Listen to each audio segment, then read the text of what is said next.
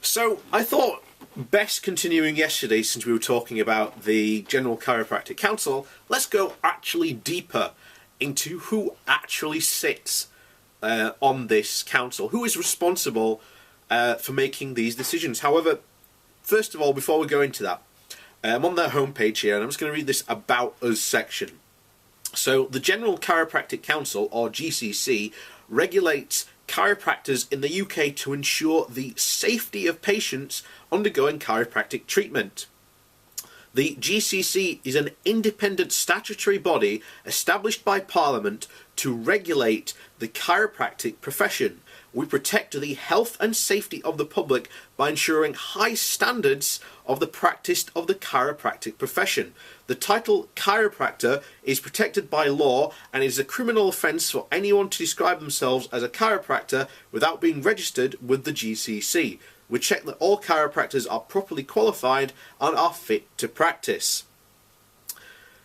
So that is essentially their remit. They are responsible for the licensing and making sure that chiropractors can call themselves chiropractors, and essentially setting standards and safety concerns. Now, as we've discussed, chiropractors are almost a law unto themselves, and the main problem, certainly in the US and anywhere there seems to be a chiropractic body that has been set up, inevitably absolutely fails to protect the public. Safety of patients is their primary remit undergoing chiropractic treatment. So that is their primary goal. That is the first thing they establish. And there are numerous examples. Just recently you had the guy who got killed by a chiropractor receiving back adjustment. She severed his spine. She's still allowed to practice. But yeah. Anyway, so who is actually on the council? So the GCC Council is responsible for ensuring that the GCC carries out its core functions. The council is made up of 7 chiropractors and 7 non-chiropractors. And the GCC maintains a code of conduct which outlines corporate responsibilities and duties of the individuals which must be complied with. All council members and health and safety and health and professional conduct committee members must declare any register any interest they have outside the GCC. Okay, so that's fine. So you've got 7 chiropractors and 7 non-chiropractors. How many of those non-chiropractors are you betting right now actually have anything to do with a proper established medical profession? So let's look at the council members, shall we? So the first person is Mary Champion.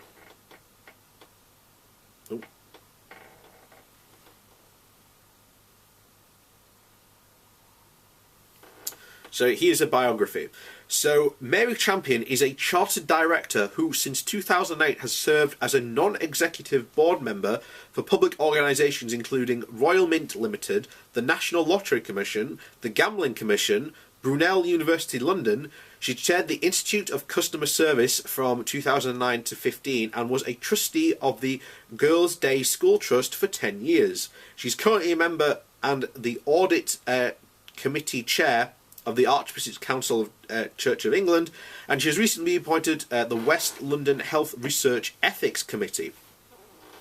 She holds a Bachelor of Arts in French and German from Bristol University, an honorary doctorate from Sheffield Hallam University, the Diploma of Chartered Institute Marketing from Diploma from Bristol Management, and the Centre of European Edilus de Parlements, and the Diploma in Company Direction from the Institute of Directors.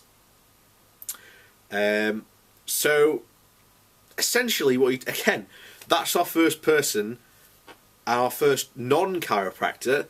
So that's one down. She is not a medical professional. So we'll go back. So that was Mary Chapman. The next guy on the list is Roger Duchel. I think that's how you say it.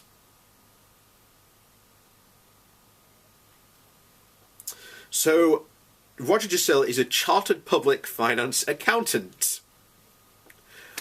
Again,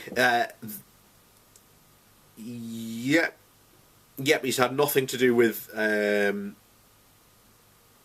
health or anything like that. So, yeah. So, basically, he's an accountant. So that's your second non-chiropractic member. So next we've got Steve Gold.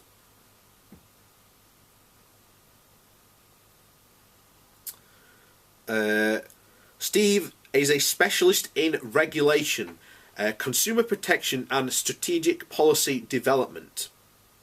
So again, another non-chiropractor. What a surprise. Here we are. What's the next one? Here we are. Tom Greenway. So Tom Greenway graduated from the Anglo-European College of Chiropractic. So this is the first chiropractor in 1990. So that's the first chiropractor on the list. The next is Gareth Lloyd. Gareth Lloyd runs the longest established chiropractic practice in South East Wales. So that's another chiropractor. Next we've got Sharon Oliver. So Sharon Oliver is an educational and organisational developmental specialist with experience gained in a mainstream secondary education.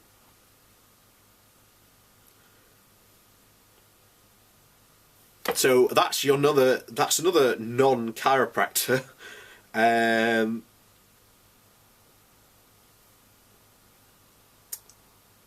Basically, yes, the only reason she's on here is she has a performance management against quality standards and continuous improvement cultures and methodologies, according to that. So that's your second, that's another shall we say, non-chiropractor who isn't a medical professional. So we move on. So we've got Ralph Pottle here. So Ralph runs and owns a chiropractic clinic in Ayr, southwest Scotland. And he's also a member of the Medical Acupuncture Society. Yeah, but again, another, shall we say, non-actual proper medical professional. Next we've got Elizabeth.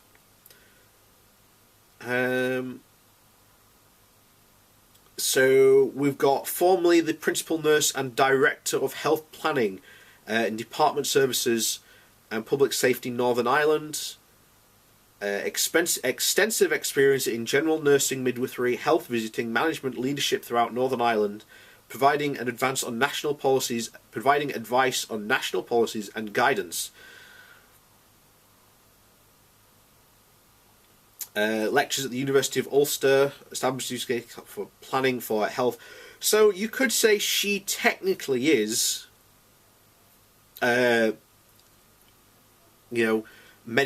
technically has a medical background, I suppose. It doesn't say whether she is actual nurse or not. Because it seems she's more experienced in actual teaching nursing rather than actual being a nurse, certainly according to this. So that's Elizabeth. That is probably your other non-chiropractor. So next we've got Keith Richards, not the singer Keith Richards. So Keith Richards is a barrister. And is there for developing policy on alternative dispute resolution in Europe and having to resolve disputes for over 25 years. It currently chairs the Civil Aviation Authority Customer Panel, Disabled Persons Transport Advisory Committee, Department for Transport, Renewable Energy, Consumer Code Non-Compliance Board. So yeah, again, another non-chiropractor. Well, not another non-chiropractor who doesn't have a medical background. So we've got Julia Sawyers.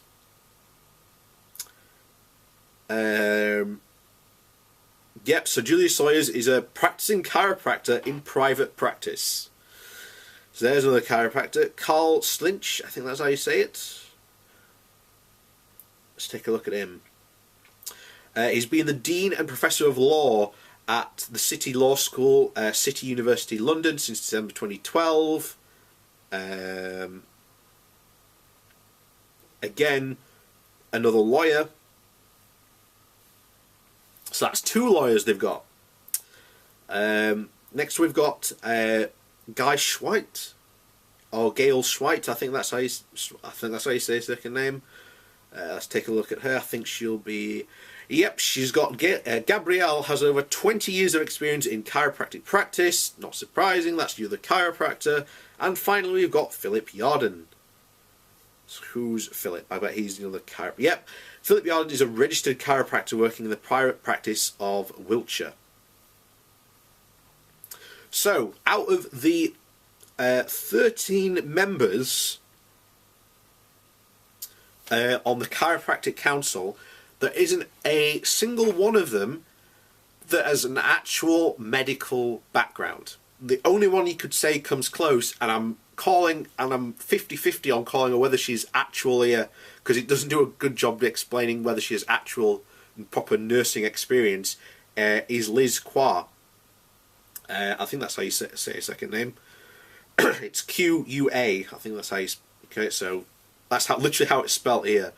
So Liz is the only one with potential actual medical experience. However, I'm doubtful that it's not, shall we say, frontline medical experience. It's just teaching, by the looks of it, medical midwifery and... what was it?